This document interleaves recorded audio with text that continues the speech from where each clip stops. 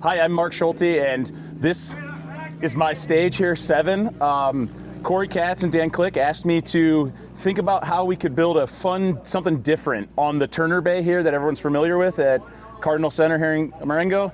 And I was like, can we activate the Turners using the door? And he said, yeah. And then I said, could we activate moving targets use off of the Turner mechanisms? And they said, yeah. So I came up with the idea of kind of a 3-position or 4-position stage where you have movement in all of them, disappearing targets in all positions. To make it very interesting, as you enter a position, you have to make an option. There's targets moving, they're going away, they're hiding from you. And we ended up with this, and it seems like everyone has really, really liked this stage. So if you want, I'll show you through it real quick, and we can go from there. And we even got beautiful mud over here.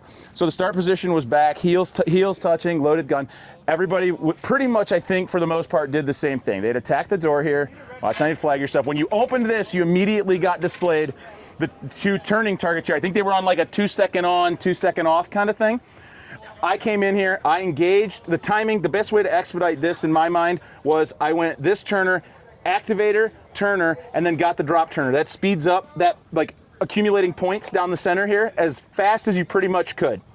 I then got out of here. You have to clear the door whether it stayed open or not. Mine did not, of course, so I cleared this. As I came in here, I just went to the open target. It was fixed. I knew that this one was going to be coming back out because as I was in the center here, they were closed when I was leaving. So I knew I was going to get this, so I went paper, steel, finish here. And I pulled back out here, and then obviously here we were just left with 2 targets. And that was a steel and a bobber. I treat a bobber as a static target with nothing more than a timing mechanism in it. So I came in, as I came in, the bobber was coming down. I went to the steel, shot the bobber. Then come over here, and this was beautiful when I shot. It was not like this. This one's got a lot of fun going on it. You have a static target, you have the Turner. As I was running across, I watched to see that the Turner was going to be exposed because I could see it over top the wall, a little height advantage that I never get.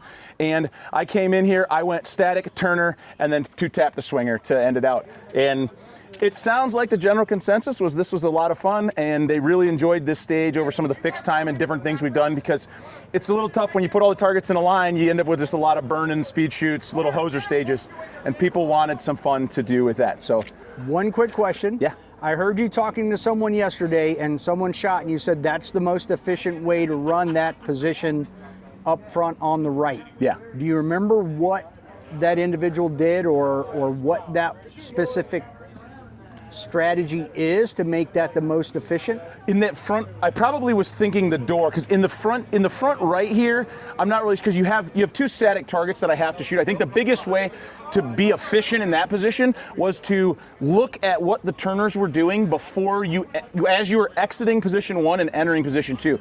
Because if they were out, they're going to be away in a 2-second interval by the time I get in there. And that's what they were doing for me, so I went to the 2 statics before shooting, knowing the Turner was going to come back. The same thing coming across here, I was observing that the Turners were out, so I knew I was going to lose them, so I knew I could go static, swinger, and then you're here on this side. It's kind of a vision, I always call it an option target. It's like when I'm coming in, if the bobber, like here, the bobber was going down, so I went steel and then back up high pointed the bobber in that dwell to get 2 good shots. I think I had a pretty solid run. I did shoot a delta on this, but I shot a really fast run, so it made up for it just a little bit.